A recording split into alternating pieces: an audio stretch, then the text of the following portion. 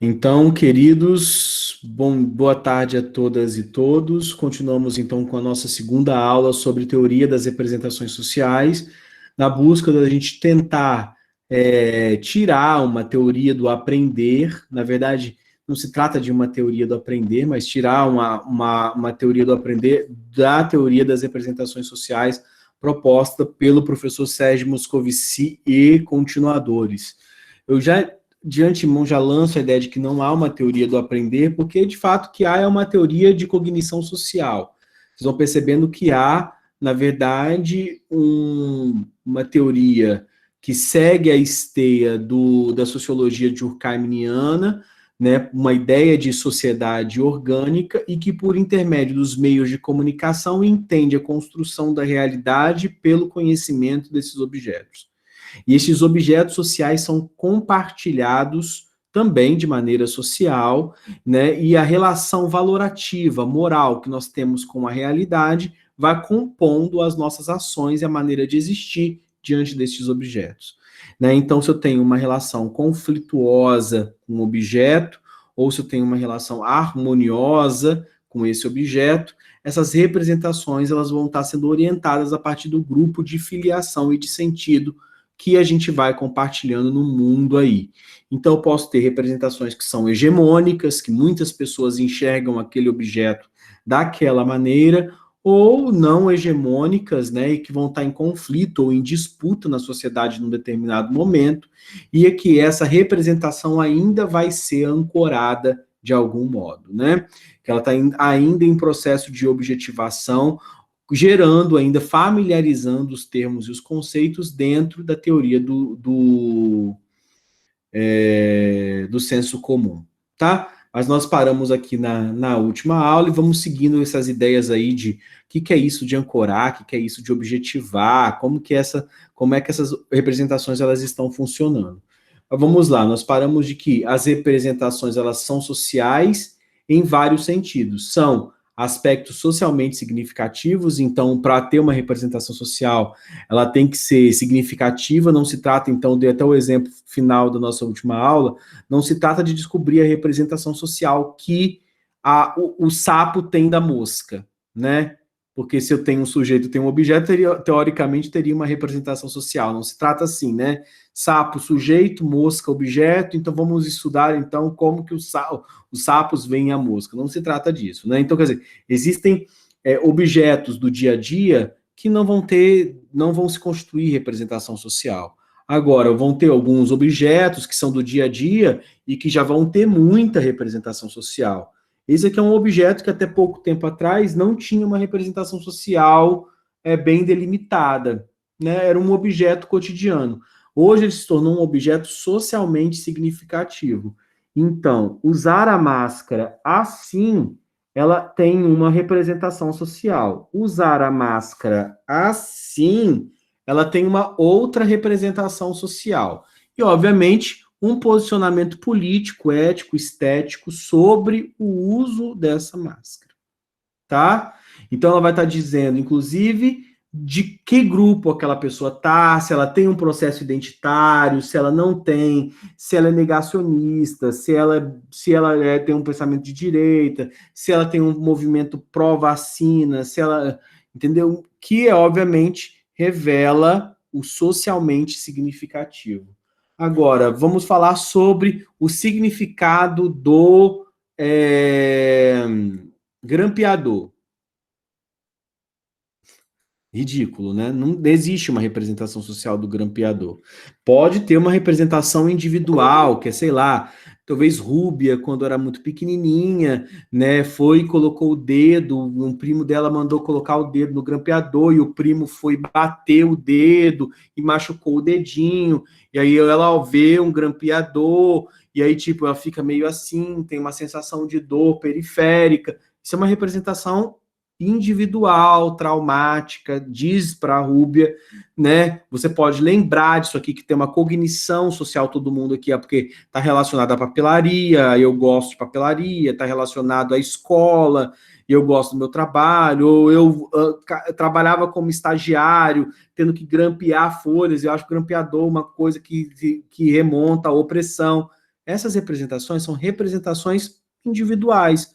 Não se trata de um objeto cognitivo coletivo, né? Diferente da máscara nos tempos atuais, que se tornou socialmente significativo. Elas são sociais em sua origem, né? Elas já começam como sociais. Elas têm um flerte com a parte individual, porque todo mundo acredita, porque tem um cérebro, uma percepção e uma história de vida que essas representações elas passam pelas representações individuais, mas elas são assumidamente sociais. Gente, vocês comecem a observar, mas essa é uma visão durkheimiana, inclusive é uma visão de uma sociologia da teoria das representações sociais, que nada é tão individual que não possa ter alguma ligação com o social, né? Com um objeto de aprendizagem, com uma relação familiar, com uma construção histórica memorial, com uma relação dialética que vai ser nutrida a partir daquilo ali, né? Então a gente vai passar pelos objetos como aprendizes, né? A gente vai ter alguém que vai nos falar sobre aquele objeto, vai ter um tutor, um professor, um líder religioso, um personagem familiar, uma comunicação que vai permitir conferir sentido aos objetos. Eles são compartilhadas, né, as representações pelos grupos sociais, porém não são homogêneas para a sociedade, porque sempre representações sociais tendem a estar e ocupar espaços de conflito. Né? Existem representações mais ou menos hegemônicas, existem mais ou menos homogêneas, essa leitura pode ser feita. Agora, que é igual para todos em todas as sociedades, isso nunca vai acontecer, tá? Que todos os povos, isso aí talvez no céu ou no inferno, talvez a gente consiga gerar representações sociais homogêneas de alguma coisa. Agora, no mundo físico, no mundo socialmente partilhado, as representações elas nunca serão homogêneas, tá? Elas podem ser mais homogêneas, menos homogêneas. Agora, homogêneas, elas nunca o serão, tá? Elas são construções simbólicas da realidade. E isso nos termos propriamente dos filósofos da aprendizagem mesmo, quando se fala de símbolos, tá? O que é simbólico? Né? Eu estou pensando em Sócrates, não estou pensando nem em Jacques Derrida, Lacan, os estruturalistas, não estou pensando semiótica searleiana, semiótica pisciana, não. Estou pensando na construção do símbolo, da psicolinguística, Saussure, eu não estou pensando nisso, né? Eu estou pensando o quê? E eu não estou pensando na filosofia do simbólico também, não, né? O mundo como vontade, representação e auto-sé. Não é isso. Simbólica aqui significa o quê? Que são, de fato, construções que são conceitos. São formulações de conceitos.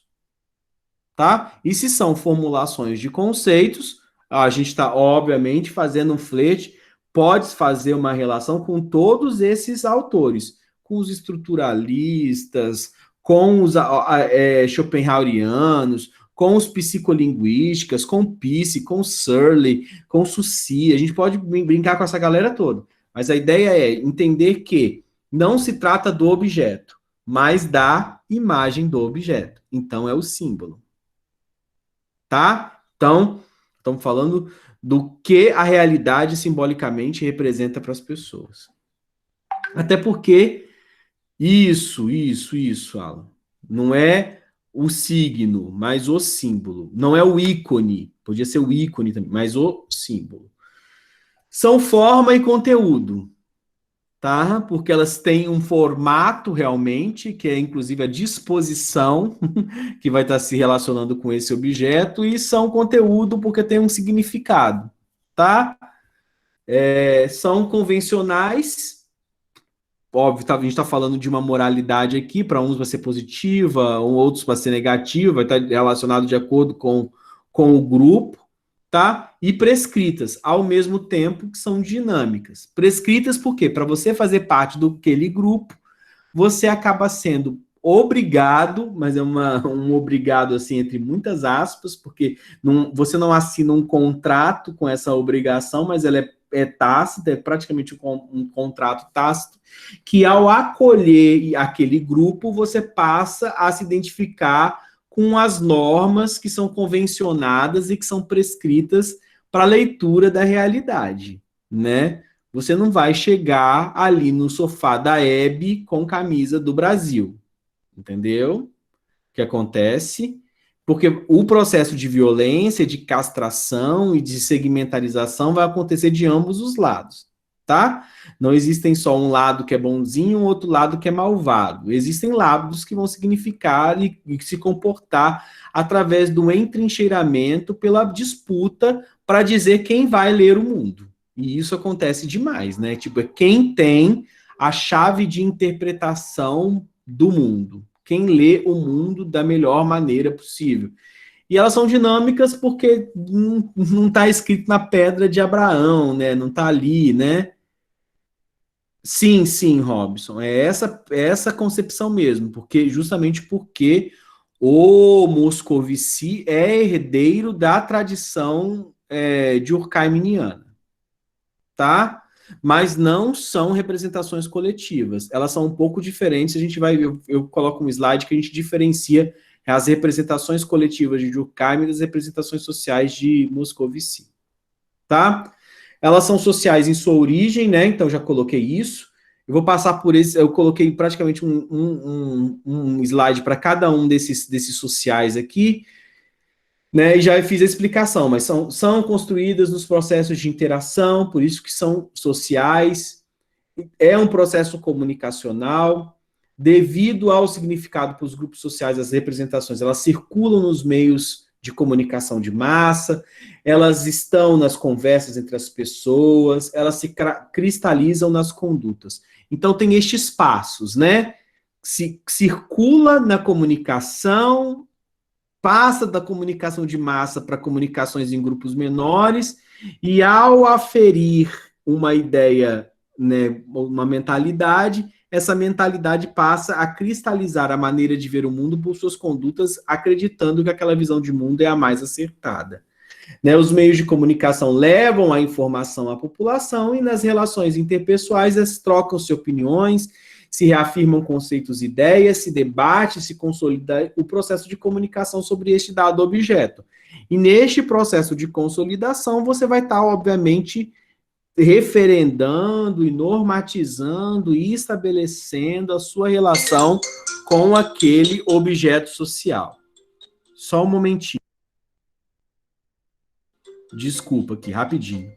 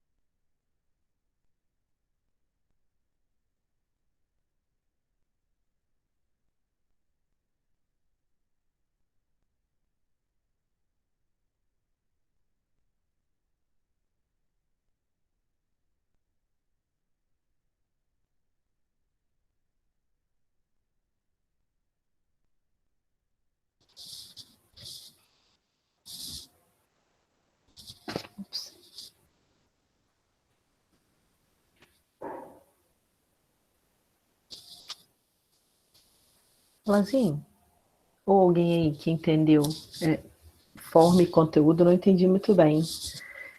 Conteúdo porque tem significado e forma. Eu acredito que seja a questão do ícone ou do signo. Por exemplo, se você tem uma caneta, a caneta, enquanto ser em si, ela é apenas um objeto que risca. Mas Uhum. o significado que ela produz vai ser a ideia de símbolo ou a ideia de representação. Então, quando a questão é a forma, é aquilo que você vê. Conteúdo é aquilo que significa. Ah, tá. A gente estuda isso Entendi. muito na arte terapia, na minha pós que eu fiz. Tinha muito essa abordagem. Só que lá eles tratavam do signo e do símbolo e da... Ai, como é o outro nome? Que a gente fala muito. Mas, enfim, a ideia central é essa. Então, Beleza. Eu fico fazendo meus rascunhos aqui. Eu também.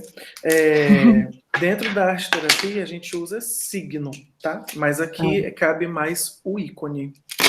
E tem uma parte de Marx que ele vai falar muito sobre essa questão de se apropriar. Porque que uma das condições de dominação é que a classe dominante, ela domina também a produção simbólica, né? A produção do símbolo. Então, a ideia seria a gente ter uma educação dos sentidos, uma educação integral, para a gente ter uma leitura crítica dos símbolos, né? E não exatamente só dos signos ou dos ícones, por exemplo, porque o mundo ele é todo representado. A gente apreende o mundo por meio dessas imagens, né? E aí vem esses significados que dão força. O significado vai ser o símbolo, basicamente. Valeu também, Jéssica. Valeu, Alan. Nada. Desculpa, gente, da televisão aqui, parece que uma professora amarrou, né, as pernas de uma criança aí, não foi isso que aconteceu hoje? Oi, gente. Passou fita adesiva, né, e amarrou os pés da criança na cadeira. Aí estão pedindo para eu comentar o assunto, né? Óbvio que vou comentar, né? Que tipo, loucura, né? Lógico. E a gente vê isso diariamente em clínicas de autismo, né? Fiquem passados. Ai, ai. Vamos lá, vamos ver. Aí eu falo que eu moro aqui na roça, eles já ficam assim, eles queriam vir aqui em casa. Eu falei assim, pode vir. Então, a Avenida dos Ipês, número 30, Morada do Sol, Vila Velha. Onde que é isso? Eu falo, depois da Barra do Jucu, antes da Ponta da Fruta. É longe, né? Eu falo, eu moro aqui.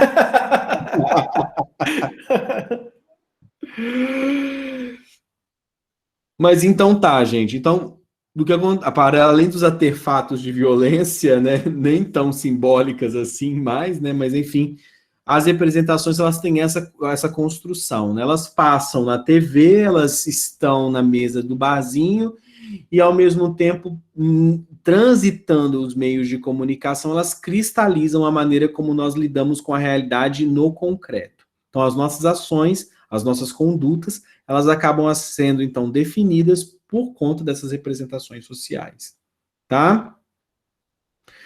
Obviamente, elas são compartilhadas, então se fazem parte dos meios de comunicação, mas não são homogêneas para toda a sociedade, já falamos isso também, né?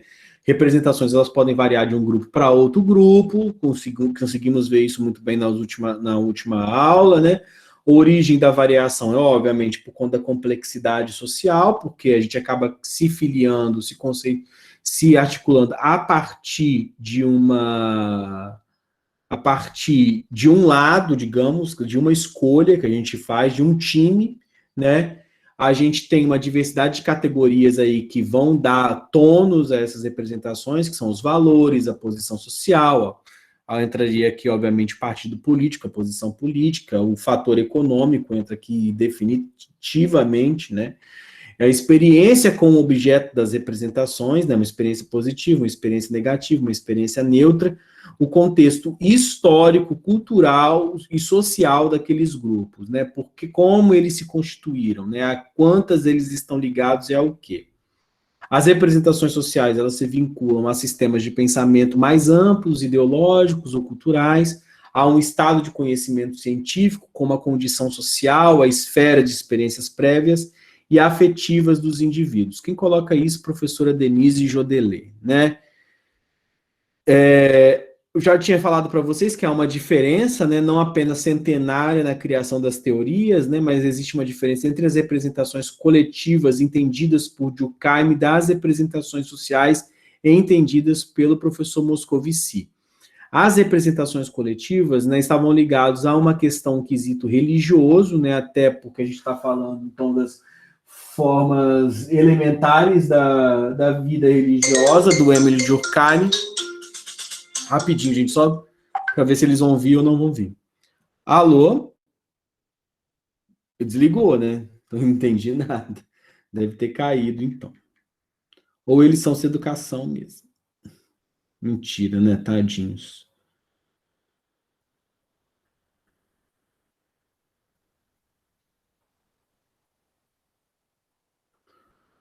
Rapidinho aqui, gente. Hoje tá complexo, hein? Putz.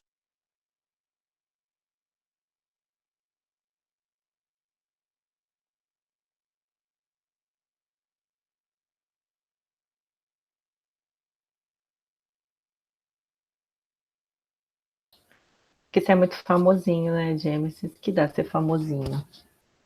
Todo mundo quer falar com ele. Gente, chocada, né? A professora amarrou o aluno, mas eu entendo ela também, que eu tava contando pro Alan que hoje eu calcei minha máscara, calcei o sapato em cima e fiquei segurando a meia sobrando no pé. Tipo, da meia que tava sobrando, eu olhando pra ela e tentando entender por que ela tava sobrando se eu já tava com os dois dedos no pé. Ah, não, gente, aonde? Ai, gente. Não, vou te falar. mas a pergunta que não quer. Você descobriu isso aonde? Você já estava na escola? Não, foi antes de sair de casa, porque eu fiquei segurando a meia. Aí Então eu, você não tá tão ruim. mas eu fiquei com medo de sair de casa, porque eu cheguei, eu olhei, a bicicleta tava sem a bateria, aí eu voltei e vi que eu tinha esquecido o lanche, aí eu peguei o lanche, a bateria saindo sem a mochila. Fiquei com medo de trabalhar. Foi, meu Deus. Era o dia que eu poderia ter amarrado uma criança se alguém tivesse me amarrado. Eu já tive Eu vários consegui colegas. colocar um óculos por cima do outro, óculos de grau pra gente. Coloquei esse aqui, depois falei, gente, cadê meu óculos? Eu peguei o outro óculos e coloquei em cima desse, assim, bem normal, né? Ixi, eu tinha uma colega que ela ia dar aula de carro, aí depois voltava para casa de ônibus, denunciava para a polícia. A polícia lá de Caracica nem dava mais bola para ela. Eu esqueço onde eu estaciono, mas nunca cheguei a voltar de ônibus, não. Mas de esquecer o ponto que eu estacionei. Ixi, eu já fiquei andando naquele shopping Vila Velha lá. Onde é que eu deixei o carro? Agora eu tiro foto. Tem nome. Léo, Emerson, Charles. Por isso que vocês estão esquecendo a bicicleta, esquecendo a meia. Colocando óculos 2 vezes, por cima da outra. Exatamente, Rubiane. Bom, eu já esqueci do dia de prova, né, gente? Então. Porque, gente, só por causa da Covid, é isso? Não, por causa do mestrado mesmo. O Léo e o Charles, né, também estão nessa situação, vocês estão falando. Sim, todos eles, vocês todos aí, ó. A menina esqueceu que estava com a meia na mão, a outra botou um óculos em cima do outro. Eu falei para elas que Na verdade, ele está dizendo que a nossa loucura é causada por conta dos nossos professores. E a nossa loucura é causada porque nós somos sequelados da Covid. Também. Temos aí uma nova representação social para os professores pós-Covid. Hoje, no Globo Repórter com Gemerson. Mas vamos lá, então, gente. Vamos lá. Então, as representações coletivas, elas eram sempre homogêneas para todos os membros da sociedade. O Durkheim não entendia as divisões de grupo. Até o século XIX, era até um pouco mais entendida essa situação, porque parece que a emissão das representações, elas se davam apenas pelo grupo dominante realmente. Então, havia, obviamente, uma disputa, né, ali tácita por quem ia emitir uma representação social.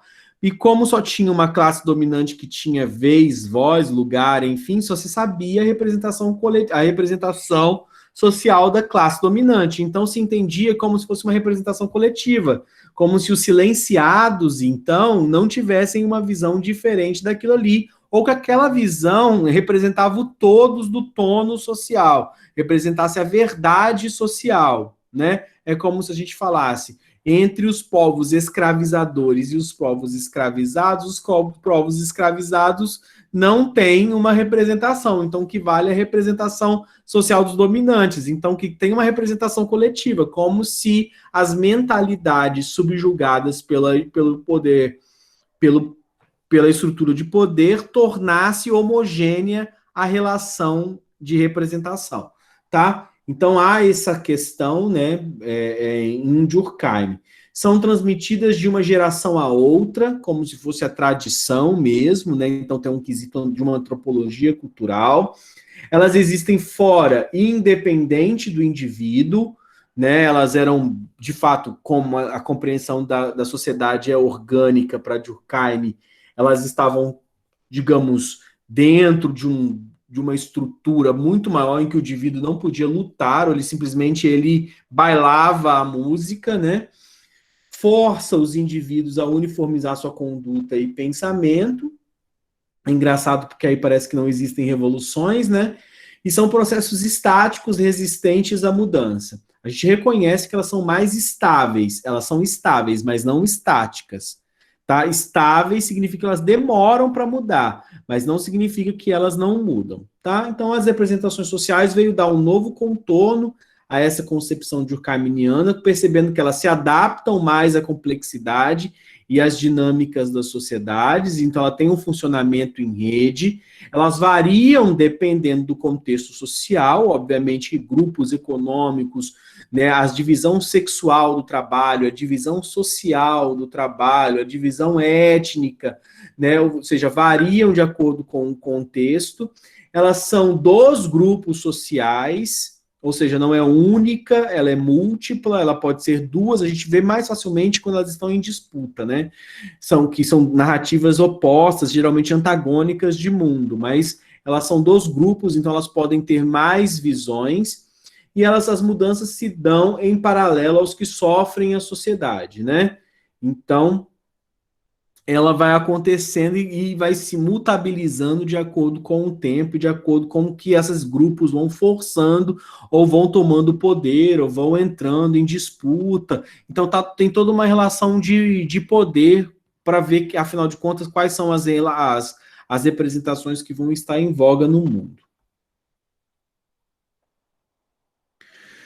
São construções simbólicas da realidade, né? Ou seja, as representações elas implicam um significado comum de objetos ou eventos sociais para os membros de uma comunidade. Esses significados dependem das normas sociais, dos valores, da história comum da comunidade, né? A maneira como essa comunidade ou essa sociedade, então, vai se relacionar com esse objeto e, então, montando a sua representação. E um objeto é imediato e simultaneamente percebido e contextualizado em termos de sua simbólica e significativa realidade. Então, tem que se olhar os contextos em que essa produção e reprodução se deu. Forma e conteúdo, né, porque variam de grupo a grupo, de cultura a cultura, de época a época, e a lógica, a maneira que se pensa também depende do contexto sociocultural. Ou seja, as cabeças, gente, as mentalidades, elas vão depender, vão ser fruto, obviamente, então é uma aproximação, inclusive, com Vygotsky, fruto da cultura em que estão inseridos, né? Síntese, por que as representações, então, são sociais, né? Para finalizar essa parte. Tem um critério quantitativo, porque são compartilhados por um grande número de pessoas e grupos. Ela tem um critério genérico, ou seja, são construídas socialmente. O pensamento social é construído nas e pelas interações sociais, e, portanto, então, o objeto da psicologia social vai ser o quê? O próprio social. E tem um critério funcional, são guias para comunicação e para ação. E aí, eu faço uma observação para vocês, pesquisadores da área de educação, para nós, pesquisadores na área de educação. Né? Não tenhamos medo dos critérios quantitativos e não nos rendamos apenas a critérios qualitativos. Tá? Eu coloco essa advertência sempre nas pesquisas dos nossos alunos, porque há uma ideia de que o quantitativo é um demônio que não pode ser explorado pelas pesquisas educacionais. E aí a pessoa faz a sua pesquisa com uma turma e acredita lá na conclusão que ela, porque deu certo com uma turma, que vai dar certo para todas as turmas. E que ela encontrou a verdade do universo e os defensores da galáxia porque trabalhou com 15 pessoas e que deu certo. Então, nós temos que ter cuidado com as generalizações absurdas das pesquisas na área de educação e de ciências humanas, Porque toda hora nós falamos que o sujeito é múltiplo e que nós temos que dar condição de interpretar o fenômeno da multidisciplinaridade, da multidirecionalidade, da compreensão múltipla do sujeito, e quando nós chegamos nas nossas pesquisas, nós fazemos uma pesquisa que é, na verdade, estudo de caso com uma turma ou com uma realidade educacional, e a gente quer que aquela realidade seja a conclusão para todas as realidades e para todas as escolas e para todas as turmas. Então, assim, é ao menos complicado, né? É ao menos complicado. Ou você assume que você está fazendo um estudo de caso, ou que você está fazendo uma pesquisa exploratória, mas que tenha cunho participante, que tudo mais, mas que você compreenda que a realidade que você está cerceando é uma realidade que possa ser, em outros contextos, em outros lugares, em outras escolas, em outros espaços, diferente da realidade que você teve na sua pesquisa. Então, assim, eu retomo Gramsci aqui para a gente entender que há uma necessidade de uma honestidade intelectual, e é diferente você entrevistar 500 pessoas de você quando você entrevista 10 pessoas. Entendem? Que 10 pessoas é menos representativo do que 500 pessoas? Né? Ah, Jameson, né, não concordo. Então a gente vai ter que uma briga intelectual aqui aguda nisso, né? Porque, tipo, enfim, vou entrar mais nesse mérito, não, mas vocês já entenderam, né? Afinal de contas, essas representações elas vão se diferenciar e as visões vão, então, o que a gente está falando aqui, as visões de mundo vão ser diferentes e as percepções em contextos diferentes. Fala, Priscila. Não, professor, é que eu me lembrei de um dos textos que você colocou para a gente referendar, né? E tem o texto Teoria das Representações Sociais e História, um diálogo necessário, que eu gostei muito. E quando o senhor fala sobre esse diálogo, muitas vezes entre o quantitativo e o qualitativo, me fez lembrar da parte que ele fala sobre o diálogo entre história e psicologia, né, que quando a gente tem um pedaço aqui na segunda página logo, ao eleger as representações sociais para nortear nossa pesquisa, sentimos a necessidade de buscar aporte em outras áreas. E aí, história e psicologia são áreas do conhecimento humano que não costumam dialogar com frequência. E aí ele fala que no passado, talvez, quando a psicologia estava centrada no indivíduo e a história centrada apenas nos fatos, esse diálogo era realmente impossível.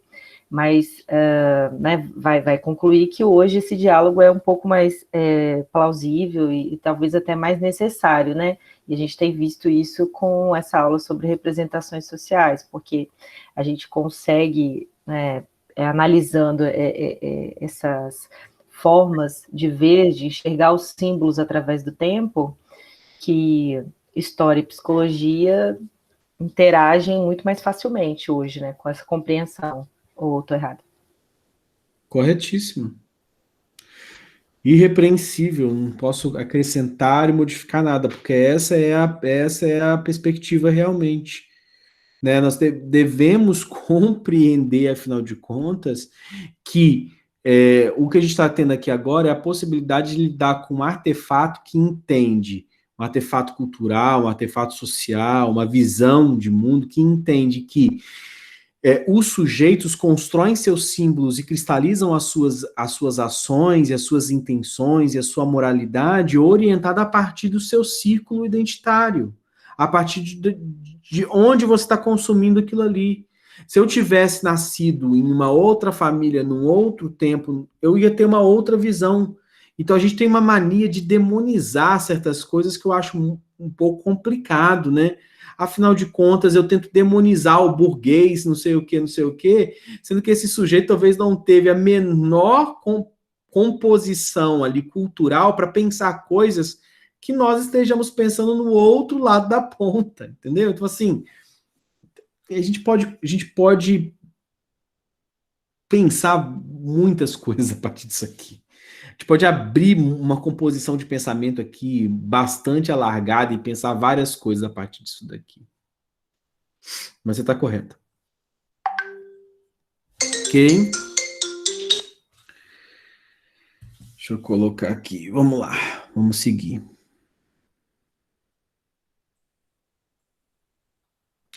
As funções das representações sociais. Elas são evidentes quando se compreende sua natureza social. As representações, elas permitem que os indivíduos... Por isso que elas estão chamadas também de senso comum, né? Porque a gente fica pensando assim, sério que a gente vai estudar essa coisa? Está tão na cara que é isso aqui, né? Que um determinado grupo, né? A gente falando assim...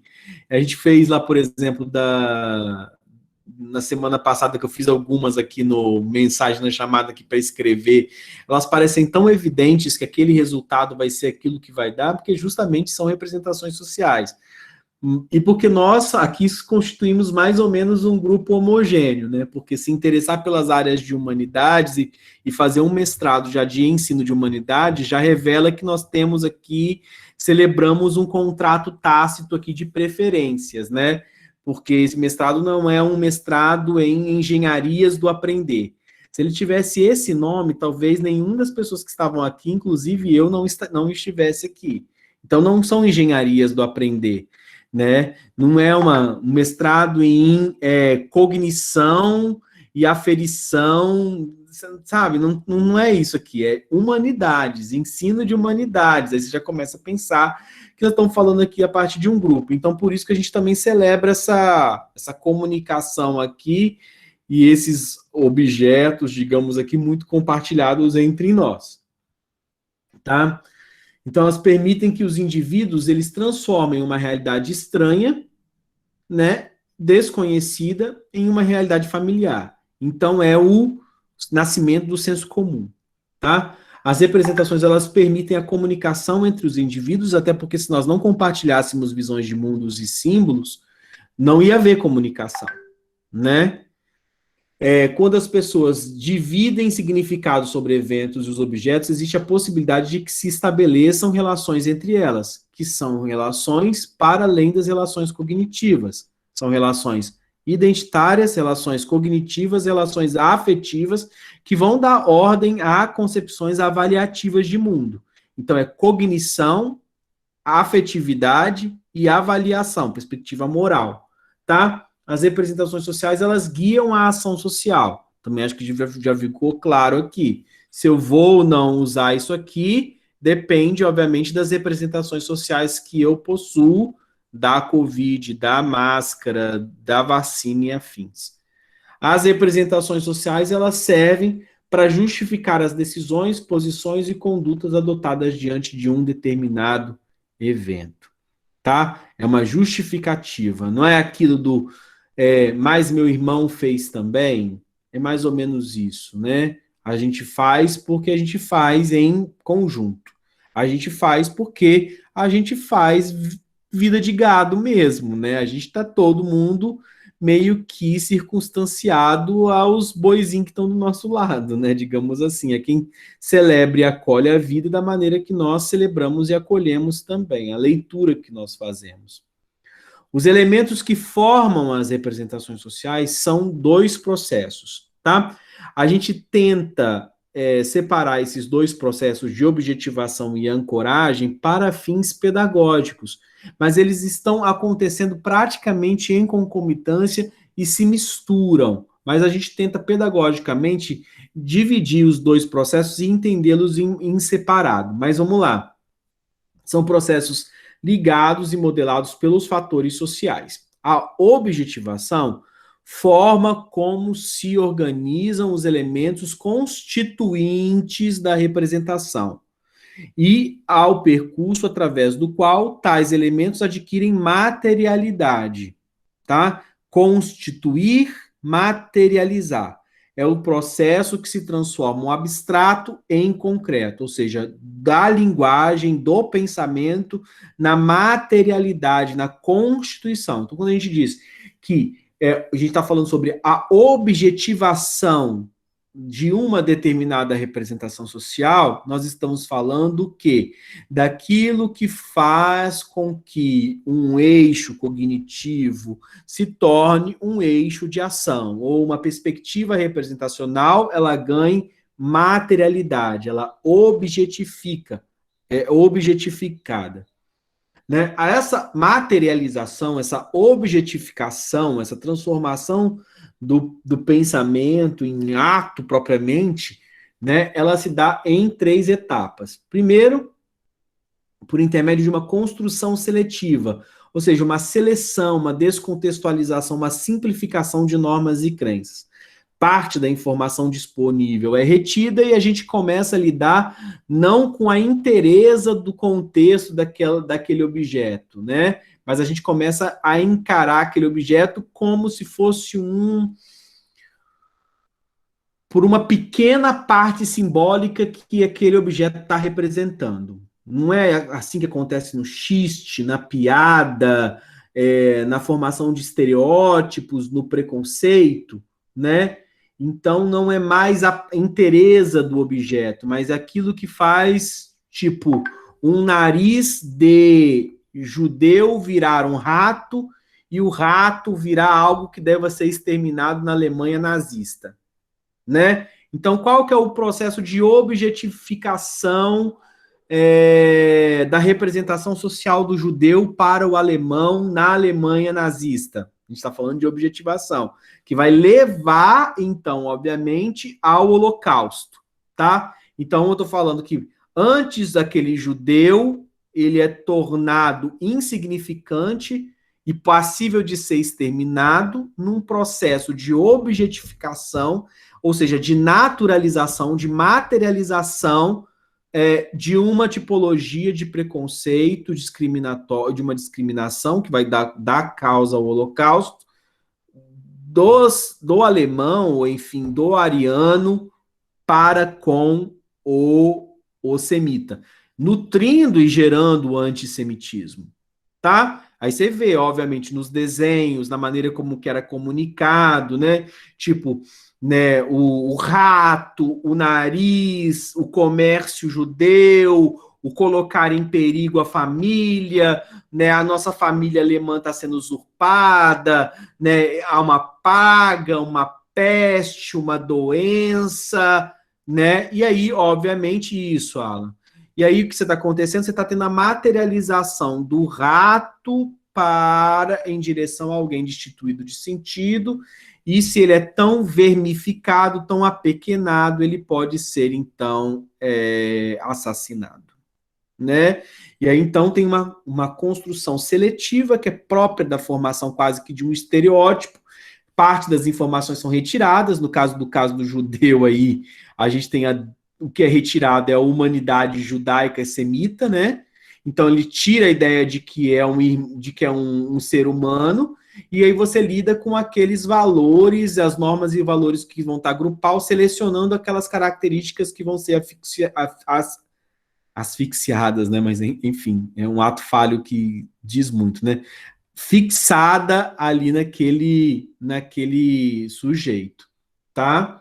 Então você tem uma esquematização, né? Que é uma estruturação das relações, que é o segundo momento, uma estruturação das relações dos elementos da representação. Então, se eu estou selecionando essa representação, tornando ela um objeto, né?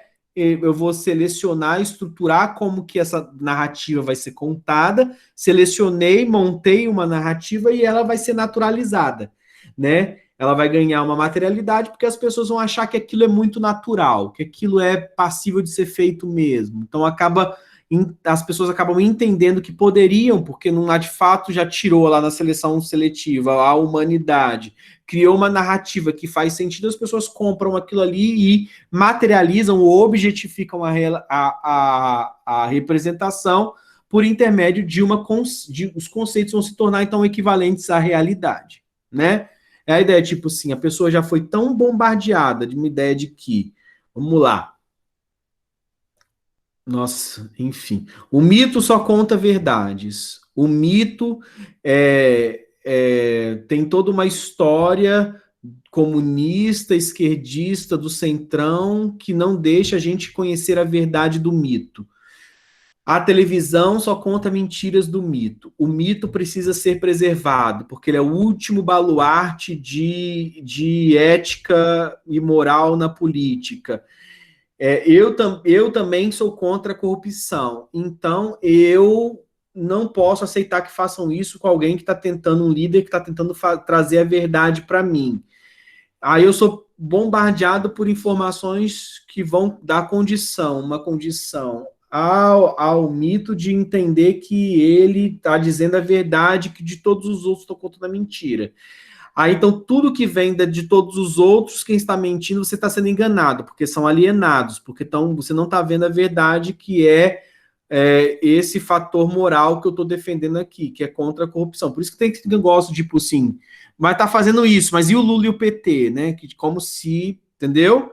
Esse do Lula, e o Lula e o PT é tipo assim, não, ele precisa ser, então, ele conta a verdade independente dos contextos. Quem não entende isso é porque está defendendo o Lula e o PT, que não tem nada a ver, né?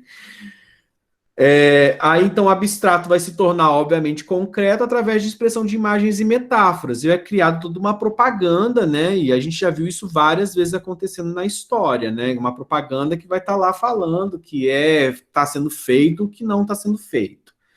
Né? Só você ver, tipo, a última agora o processo de objetivação que ficou muito clara é a fala do ministro da Educação sobre a conversa que ele teve com o presidente antes de começar os cortes na educação, né? Tipo, e as pessoas que estão passando fome, né? Como se de fato o dinheiro que estivesse saindo da educação fosse para comprar a cesta básica e dar para as pessoas comer. Quando a gente vê um nível de pauperização agigantado no país. Mas você entende uma propaganda. A propaganda ela é feita como a última etapa do processo de objetivação da representação social. Porque já se criou, já se selecionou aquilo que quer contar, já se criou uma estrutura da narrativa, e aí então a última etapa é naturalizar para que seja materializada aquela coisa que está aqui, se torne verdade no que está acontecendo. E aí, independente se vai ser verdade ou mentira, aí nós temos a propaganda nazista para mostrar que dá certo, né? Que é o judeu é um rato que vem corroer a sociedade, papapá, papapá, papapá, papapá, que vai dar condições à objetivação do Holocausto. A gente vê isso agigantada na história, né? É o discurso do Getúlio Vargas falando sobre o Prestes, né, o Cavaleiro da Esperança, e vai falar o quê?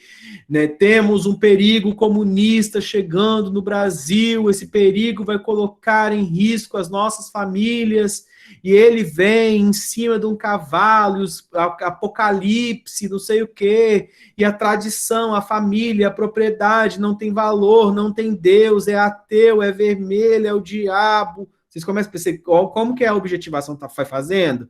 Ela vai construindo a narrativa e vai propagandando a narrativa até se tornar aquilo material. Aí a pessoa fica com medo do carro preto que vai passar na rua porque tem comunista que come a criancinha. Não é assim? Vai passar o carro preto, lembra das mitologias urbanas, das lendas? Vai passar um carro preto que vai roubar a criança e vai levar embora, que não sei o que, não sei o que. O que é isso? Processo de objetivação.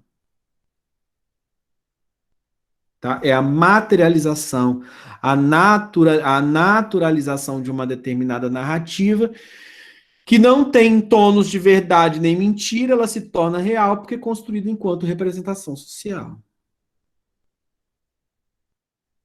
Entendeu? Pensa lá no mito que conta a verdade. O mito conta a verdade, temos que agir contra a corrupção. A pessoa é boa. Entende? Tô falando que tipo, você chega lá e fala assim, esses bolsonaristas têm que morrer, não sei o quê, papapá. Eu fico com pena. Eu tenho extremamente assim, eu tenho uma compaixão, porque eu fico pensando assim, gente, do mesmo jeito que muita gente tá sendo enganado, né? Comprou uma ideia, venderam uma ideia, alicerçou aquela ideia, construiu aquela ideia a partir daquilo ali. Cleverson, meu irmãozinho, eu posso te ligar daqui a pouquinho? Eu tô dando aula pro mestrado. Cleverson? Oi? Deixa eu mandar uma mensagem para ele.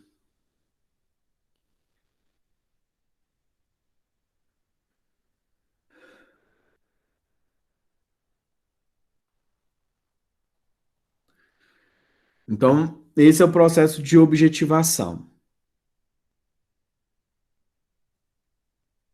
Tá? Quais são os elementos, né? Que a gente continua aqui com os elementos formadores da apresentação. Vamos para a ancoragem, então. A ancoragem já é o processo de assimilação do novo ao que já existe. Digamos, é o adendo, a orelha, mas o lance é que aquilo que foi objetificado e naturalizado sempre vai trazer novos elementos que vão sendo ancorados, tá? Precede ou situa-se na sequência da objetivação, né?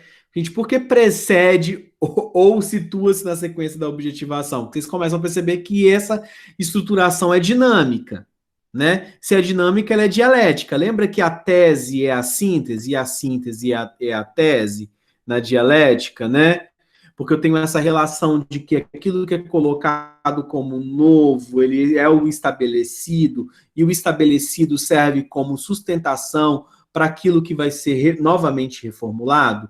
Então, se eu tenho uma perspectiva dialética de mundo, e que a dialética, então, coloca a síntese no lugar da tese, então a ancoragem, ou ela vai estar imediatamente anterior ou imediatamente posterior à objetificação. Tá? A objetificação também vai estar exatamente anterior ou posterior à objetificação, tá? Então vamos lá. Precede. Qualquer tratamento da informação exige. Com certeza, Priscila, com certeza. A gente chega até ver mesmo. Como assim, gente? Peraí, vamos lá. A mulher de algodão. A mulher de algodão. E a mulher de algodão nos banheiros das escolas, só para não ficarmos muito tempo por lá Gente, muito útil. A mulher de algodão. Muito útil, né? Então você já vê as funções do mitológico, né? Então, vocês estão vendo, dá para fazer todo um parâmetro aí, né? A função da crença dentro da sociedade contemporânea, né? É para não ficar no banheiro, óbvio, né? E aí a mulher do algodão é uma história magistral, né? É um clássico, né? E que não está só na literatura brasileira. Vocês conseguiram ver que dentro da literatura inglesa também tem as suas mulheres de algodão. Para quem viu Harry Potter ou leu os livros do Harry Potter, a Murta que chora é a equivalente da mulher de algodão, né? Então, quer dizer, há uma menina que foi assassinada dentro do banheiro da escola. Sim, Aline. A Murta que geme, né? Que chora, que geme, né? É o equivalente latino da mulher de algodão, mas o lance é sempre há alguma coisa no banheiro para você não ficar tanto tempo ali escondido dos olhares adultos, né? Então ela tem uma função ali que é tirar a criança dali, tá? Mas vamos lá então, vocês já estão agora tudo nos processos de objetificação, vamos ancorar isso daí. Qualquer tratamento da informação exige pontos de referência, a partir da experiência dos esquemas já estabelecidos que o objeto de representação é pensado. Então, a ancoragem, ela dá contexto àquilo que é objetificado, tá? Então, o que é isso? Pontos de referência. São dados da realidade contextual que vão fazer aquilo que foi objetificado ganhar tons de verdade. Não vão sustentar, vão dar contorno, vão iluminar aquilo mesmo, né? Então vai ser uma história que aconteceu lá no interior e que a prima da tia, da sobrinha, da avó contou, que mostrou que aquilo aconteceu de verdade. Ou nem precisa ir tão longe, né? Foi o meu vizinho que tomou ivermectina e curou por conta da ivermectina, que mostra então que percebem? São né? os próprios vídeos das pessoas que moram em Manaus que estão dizendo que não é isso que está aparecendo na televisão. Foi uma fala do meu pai, por exemplo, para mim. Aqui, eu tô te mandando um vídeo de uma pessoa que mora em Manaus. Isso não está acontecendo lá. Na época que estava faltando oxigênio, né? Que não era assim. Então, aqui, uma pessoa que mora em Manaus. Mora em Manaus, que é bolsonarista, que não entrou dentro do hospital e que aí vai falar, olha, eu estive na frente do hospital e minha tia, que quebrou a perna, não viu isso lá dentro, né? Aí, tipo assim, como assim, né? O que tá acontecendo? Pera aí, gente.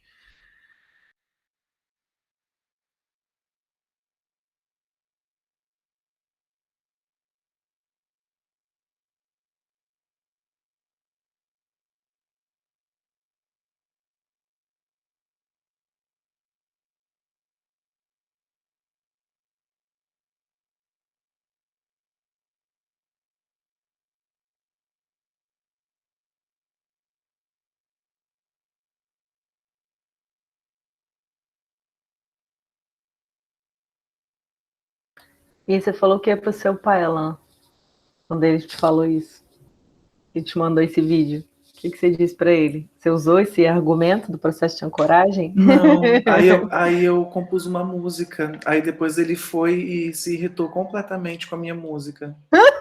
Ah, não, tu vai ter que cantar agora. Cara, Gente, eu compartilhei a história lá nos meus stories, porque eu fiz uma música, aí depois ele veio, meu filho, quando você for compor essas suas musiquinhas... E essa música deu um mal que falar, gente, Manda a música pra gente ouvir. Ai, gente, eu tenho vergonha. Não, eu tô Acho que curiosa. ele deveria dar uma palhinha com essa voz dele. Não, aí não pra posso, ai que pena. Puxa vida. Fala aí, quando você foi colocar essas musiquinhas, fala. O que foi? Quando seu pai que disse isso, né? Quando você foi cantar essas musiquinhas. Ele me mandou um vídeo dessa mulher que mora lá em Manaus, etc. E aí depois eu fiquei tão irritado com aquilo que eu tava com o violão na cama e eu fiz uma melodia muito bonita, uma harmonia, na verdade, muito bonita. Aí eu falei, nossa, eu preciso compor algo com isso. Só que eu tava com ódio no meu coração do meu pai sobre tudo isso que estava acontecendo, ele negando tudo isso, e aí eu comecei a improvisar uma letra, ficou muito simples, e foi assim, uma música que tem 2 estrofes, eu acho, e que foi o suficiente para provocar um monte de coisa. E depois ele veio no WhatsApp falando para eu tomar cuidado quando eu componho essas musiquinhas, porque eu mesmo fecho as portas para mim.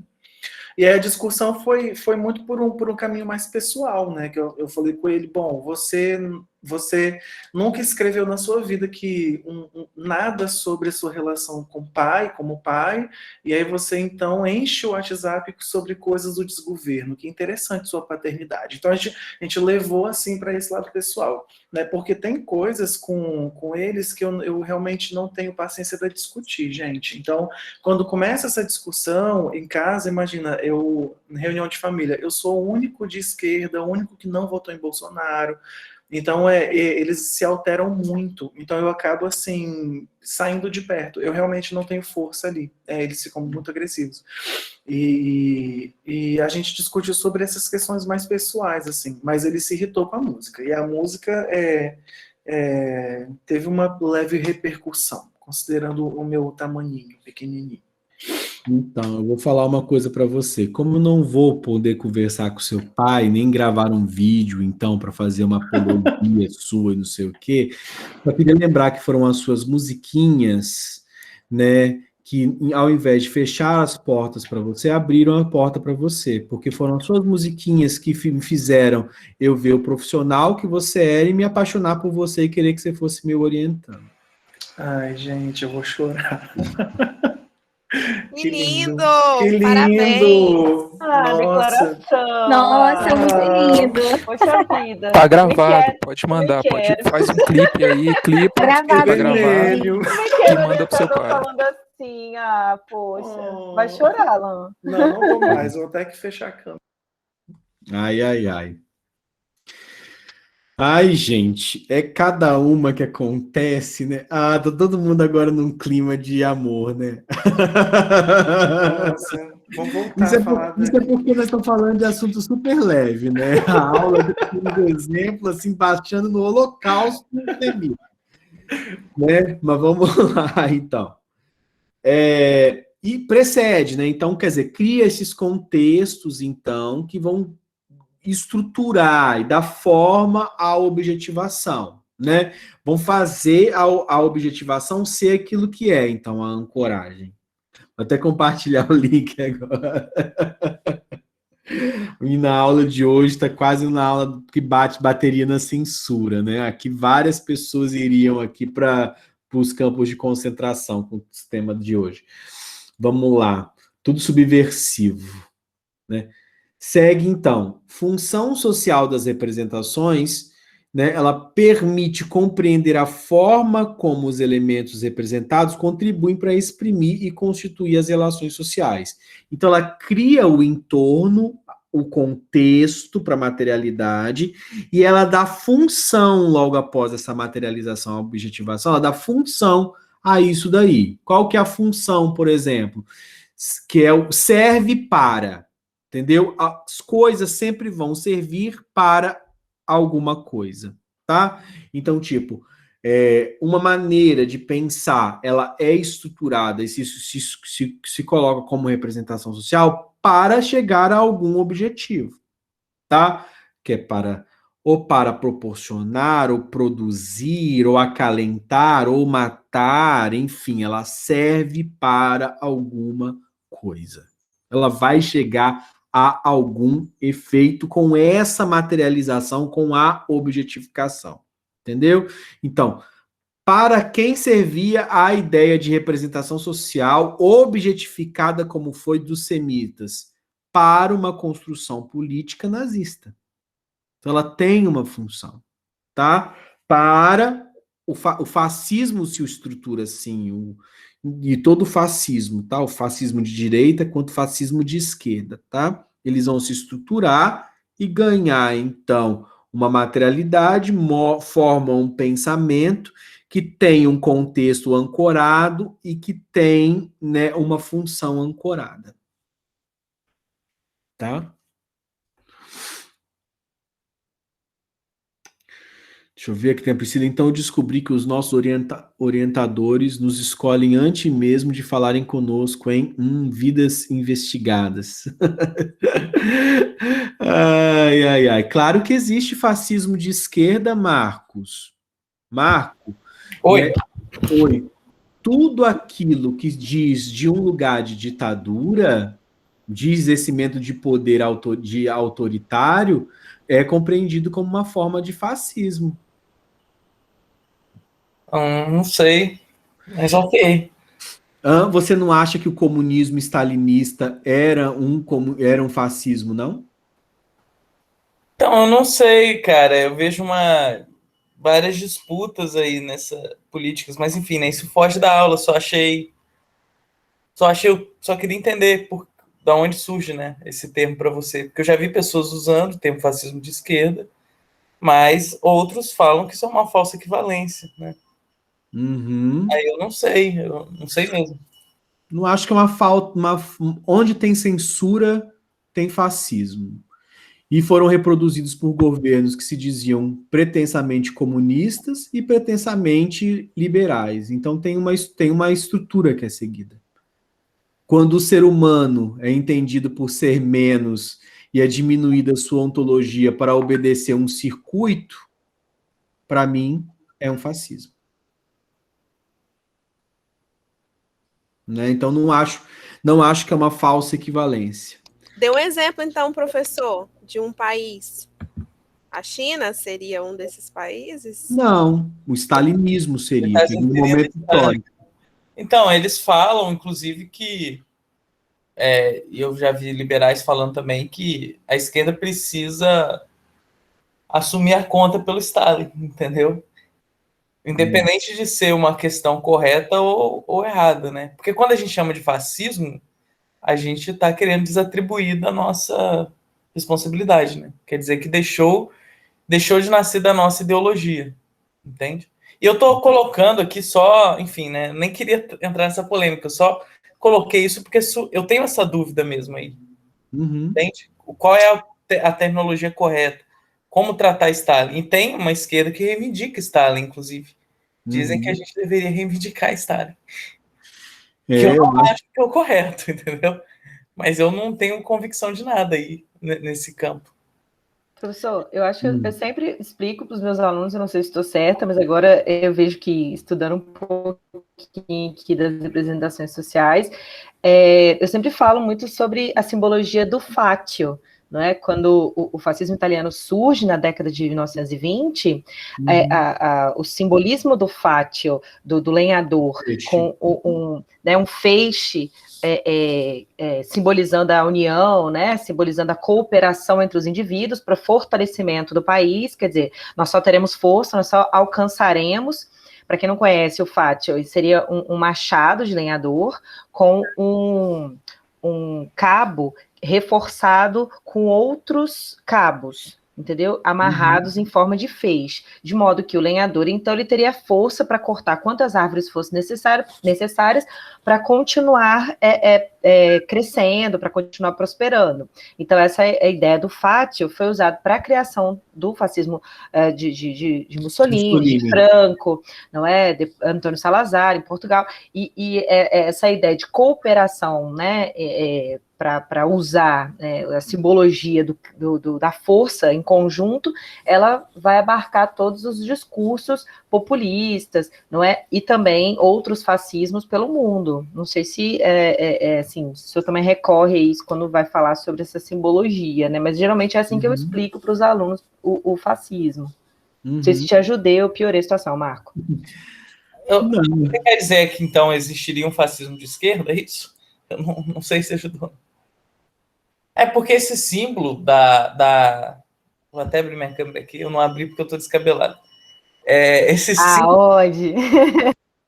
Esse símbolo de pequenas forças que se fortalecem, cara, isso é meio que o socialismo também, né? Que é a força do povo, se você analisar enquanto metáfora, porque a metáfora a gente consegue atribuir a ideologia que a gente quiser. A ideia da força vir do coletivo, né? E não do indivíduo. Mas não... Tá, a força coletivamente, mas não com o objetivo de qualquer coisa vale, com o objetivo de destruir, de segregar, entendeu? Indivíduos considerados diferentes, não é? Para ter, né, o Estado supremo, o Estado forte, não é? Então, essa ideia de destruir seres considerados parasitas para né, construir um grupo seleto, essa teoria que caracteriza, né, o fascismo. Eu não quero, deixa eu dizer de uma outra maneira, eu não entendo que deva existir nenhuma ditadura dos empresários dominantes, nem dos operários. Eu não quero ditadura nenhuma. Tendo ditadura, ou seja, tendo violência, tendo segregação, tendo censura, tendo a retirada dos direitos individuais, dos direitos fundamentais, dos direitos constitucionais, entendeu? Para mim está errado. Eu sou um democrata. E aí, como democrata, eu entendo que existe o diálogo e existem as representações para o estabelecimento do diálogo. Então, toda vez que o outro é diminuído da sua condição de alter e tornado nada, eu compreendo que não importa o lado que esteja fazendo, vai estar fazendo errado. Não, eu compreendo que a questão do errado, mas será que o errado é sinônimo de fascismo sempre? Ou não, para mim... Então tá, eu vou dar o meu conceito para além do conceito da Pri, que é um conceito mais acadêmico. A minha ideia de fascismo é quando existe a união de alguns em prol de realizar algo, mas que, aí tá beleza, seria o bom fascismo, né? A boa união, mas a gente tem tantos outros nomes para usar isso aí sem ser fascismo, né? Tipo assim, a formação de um coletivo, a busca de representatividade, o estabelecimento de um agrupamento que partilha de mesmas ideias e que vai fazer a boa disputa política democrática e tudo mais, com diálogo e tudo mais. Beleza. Isso aí pode ser um fascismo. Agora, fascismo para mim é o que vira o quê? É que quando esse grupo desbanda e tira o outro do diálogo, não é mais diálogo, porque ele aniquilou qualquer coisa que vem do outro. Então não tem outro, né? Tem alguém que tem que ser subjugado para conhecer a verdade. E essa verdade vai libertar esse outro. Então, ele não é capaz de manter um diálogo. Que eu, para isso, uso de artifícios de censura. Que eu uso a força de Estado para criar violência. Esse aí é o que, para mim, se estrutura o fascismo da maneira como virou mesmo, né? Agora, o grupo de esquerda que fala que tem que reivindicar o Stalin e se dar conta do Stalin como coisa positiva, eu acho que não vi os documentos que foram produzidos e as mortes que foram produzidas no stalinismo. Aí eu já acho que é defender demais uma bandeira à loucura, né? Eu não levanto bandeira para ninguém com relação a isso. Eu quero mais é que Lula e Bolsonaro se deem um grande beijo e se destronem, entendeu? Eu tenho esperança que o próximo presidente, por exemplo, possa, inclusive, ser o presidente progressista. E eu tenho um amor, um afeto pelo Lula danado. Agora, isso não me cega. Não me cega. Eu queria, sabe, estar mais anestesiado, sabe, para conseguir achar que tudo vai se resolver, entendeu? Que vai se resolver, que vai vir a benesse, e que aí, beleza, nós vamos ter novamente investimento em políticas públicas, e enfim. Mas é muita esperança. Eu ainda sou um cara que estou muito entristecido com tudo que está acontecendo. E olha que eu falei que faria vaquinha para pagar o sítio de Atibaia, tá? Venderia aqui o que eu acho barato. Venderia aqui o meu lote aqui do lado para conseguir pagar o sítio de Atibaia, que eu acho que tem toda uma narrativa aí construída. Essa aula está sendo gravada. Sim. O Jefferson produzindo provas contra ele. Desculpa aí se eu desvirtuei a aula, mas é... Não. São mamilos, né? São mamilos. Mamilos polêmicos. Mamilos. Ok. A Contra-Reforma Católica encerrou... Gente, o pessoal encerrou os diálogos com os reformistas e resgatou os tribunais da Inquisição. Pri, mas aí tem outras coisas que a gente pode ver aí, né? Tipo...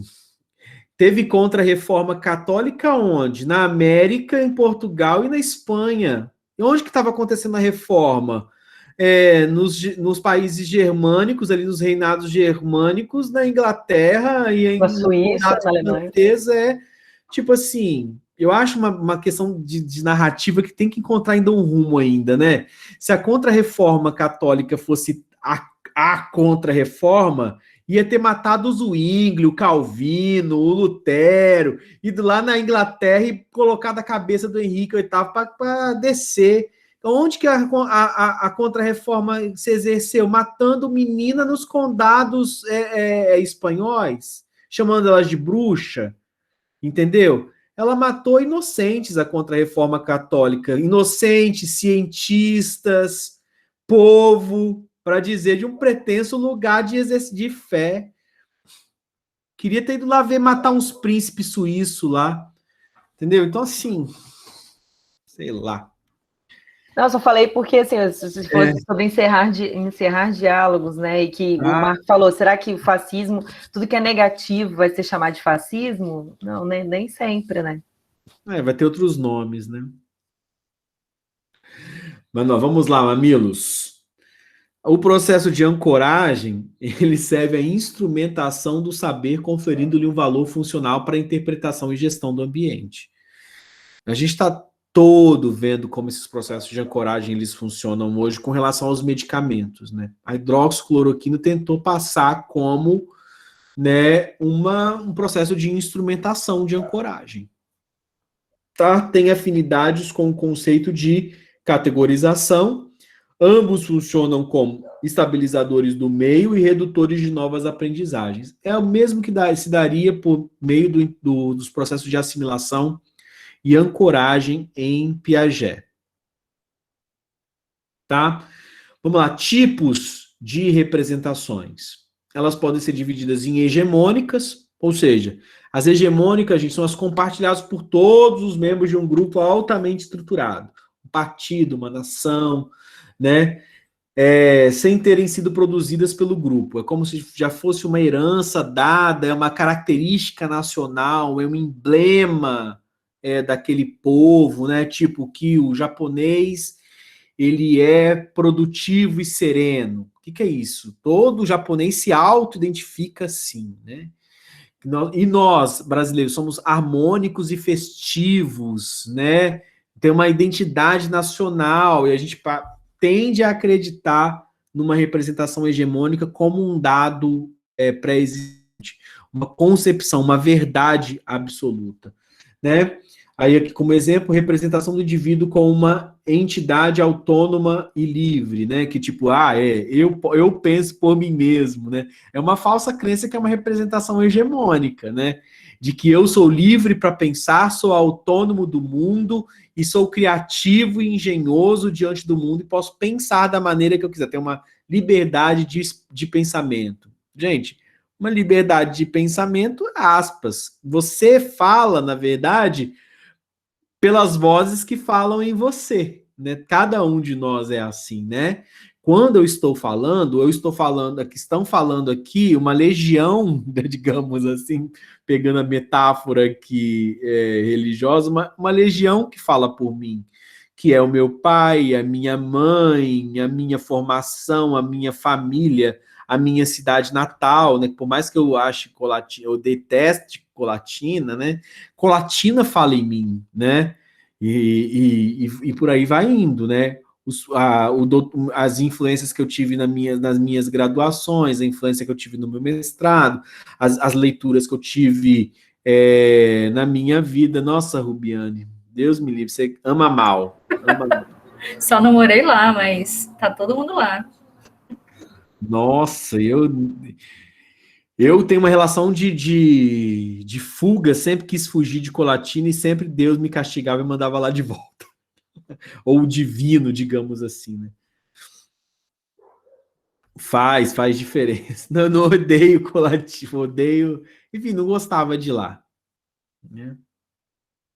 Todo mundo ama Colatina, meu Deus, vai fazer 100 anos. Vamos lá.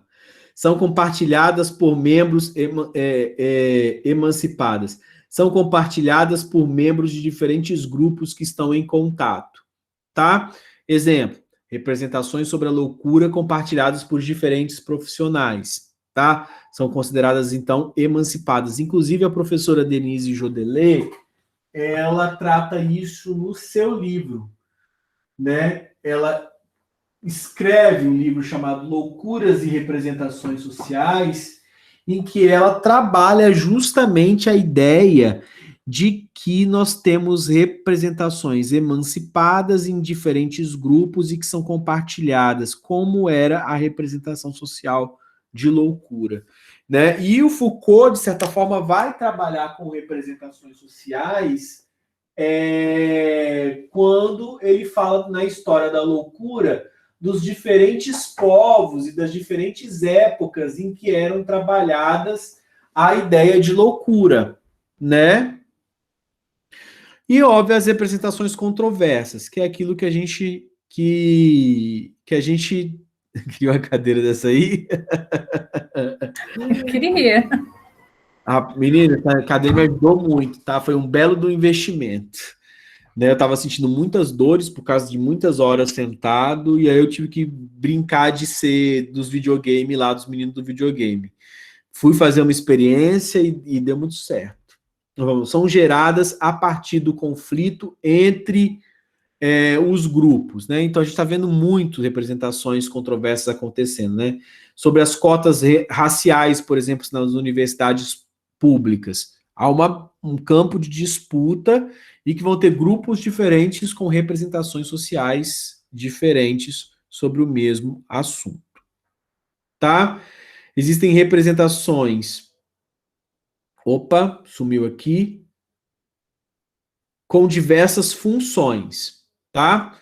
E aí isso está presente na teoria de Willem Duase, tá? Ele vai falar que as representações, elas são seletivas, justificadoras e antecipatórias, tá? A gente já está terminando a aula, gente. O que é uma representação social seletiva? Ela traduz-se traduz-se na seleção dos conteúdos que são centrais para o encontro entre grupos e indivíduos. E aí, grupos e indivíduos vão selecionar as representações sociais que vão ser melhor para justificar as suas ações. Né? Justificadora serve para justificar o tipo de relação que será desenvolvida, né? Todas elas vão se casando, tá? E antecipatória, que serve para descrever e prescrever o tipo de relação ou comportamento que será desenvolvido. Ela vem antes, vem depois, ela separa, mas de fato ela serve para compor a maneira como nós vamos analisar a realidade ou ler a realidade. Vão ter muitos tipos de fazer análise das representações sociais, na verdade não só análise, mas coleta dessas representações, a produção de dados em representações sociais. Tem uma diversidade metodológica gigantesca, agora ela é dividida geralmente em 3 grandes correntes. Né? Uma corrente que é representada pelo professor Sérgio Moscovici e pela professora Denise Jodelet, que é a visão culturalista, que está mais relacionada à questão da ancoragem e da objetivação.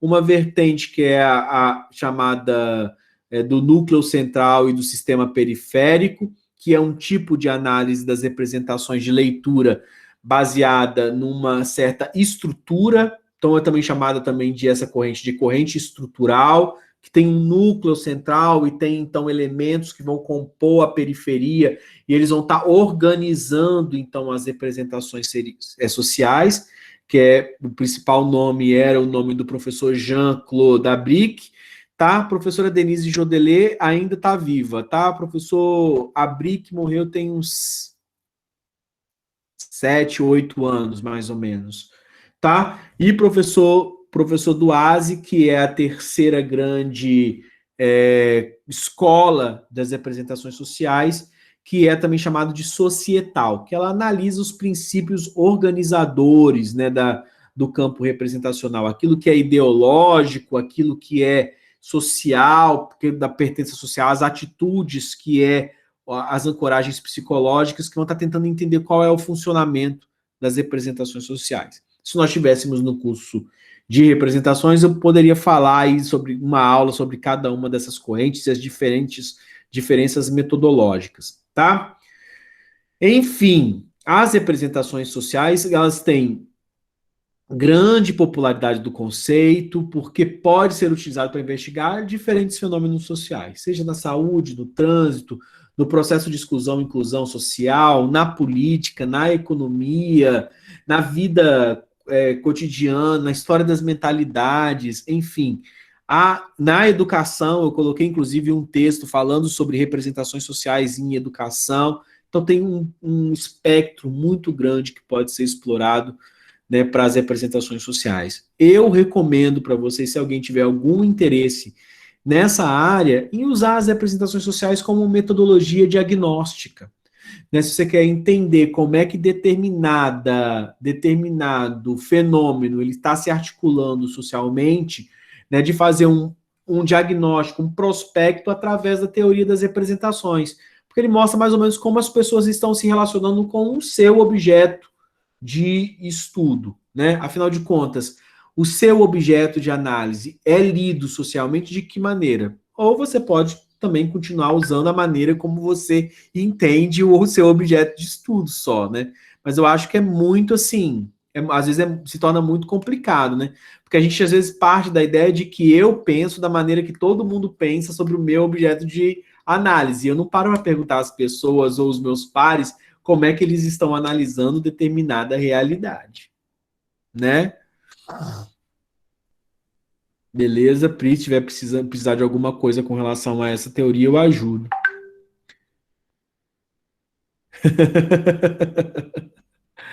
Aí, Marco, é você e o GPEC. Desculpa. Né, porque eu tô no GPEC. A Priscila tá no GPEC. Aí ele tá me sacaneando. Do Caime?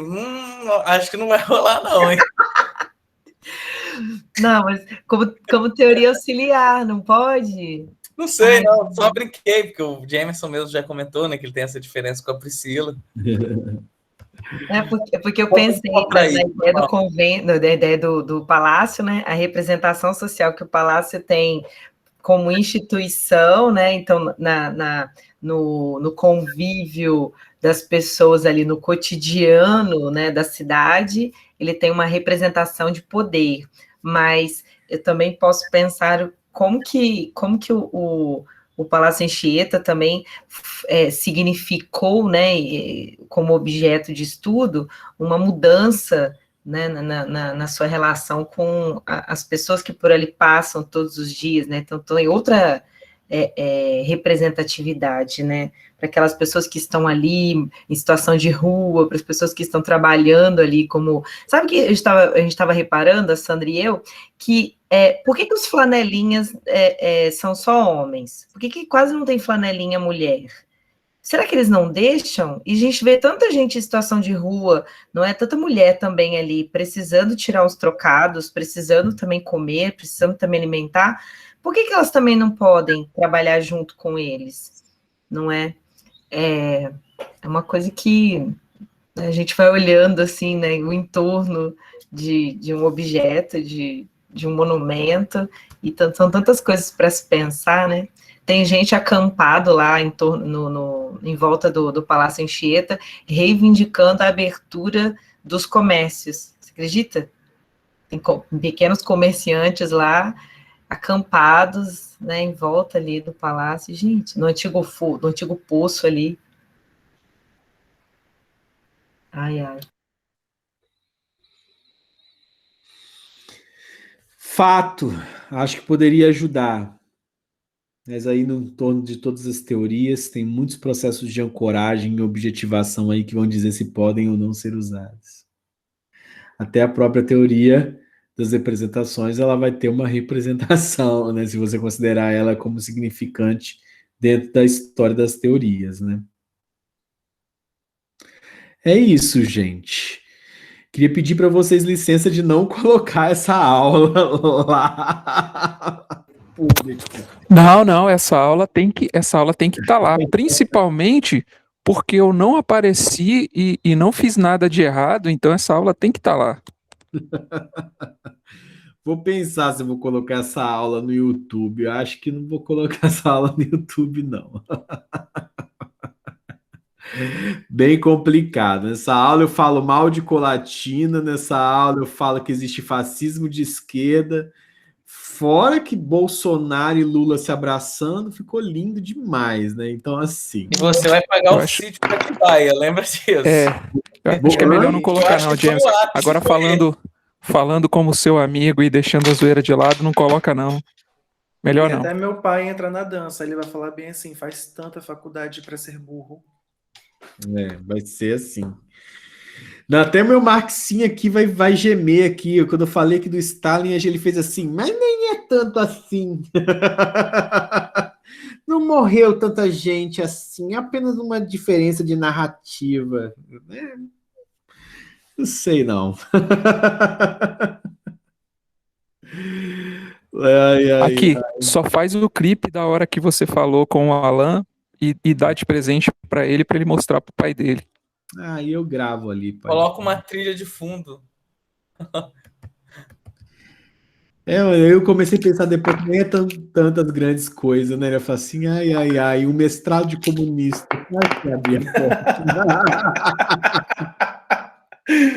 Ai, gente, você tá fazendo mestrado em quê? Comunismo.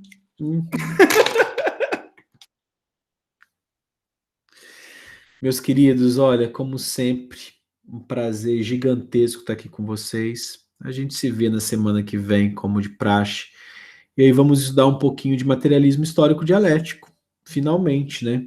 Entendendo um pouco, eu quero que a gente, né, estude um pouco a questão da dialética pós-hegeliana, né, o enfrentamento de Marx com Feuerbach ao hegelianismo, entendendo como que a idealização se tornou processo de ideação, né, muda a antítese do idealismo hegeliano para uma concepção materialista, e obviamente vamos dar uma passada pelos principais temas aí do marxismo, né? Estrutura, superestrutura, fetiche, alienação, luta de classes, né? Que eu acho que seria, assim, aquilo que a gente tem de mais central no materialismo histórico dialético, para a gente, obviamente, passar, então, logo após para Vygotsky. Tá? Tudo bem? Ok, Aline, tudo bem, podemos sim. Aí depois, Alan, que a gente tem uma reuniãozinha, eu te passo o link, vamos me dar aí um tempo para eu gravar aquele vídeo lá da menina, uns minutos, beleza? Resolver os 2 problemas que ficaram me atormentando aí durante a aula aí. Meus queridos, um beijo gigante e até a próxima aula de doutrinação marxista. Nos vemos na semana. Beijo, gente. Até Muito mais. bom Obrigada falar mais com uma vez. vocês. Beijo. Boa aula. Jamerson, show de bola. Valeu, valeu. Aline, pode falar, deixa eu parar aqui a gravação. Boa tarde, professor. Boa Na hora que eu tarde. começar a falar com você, meu cachorro resolve gritar. Ô, cachorro.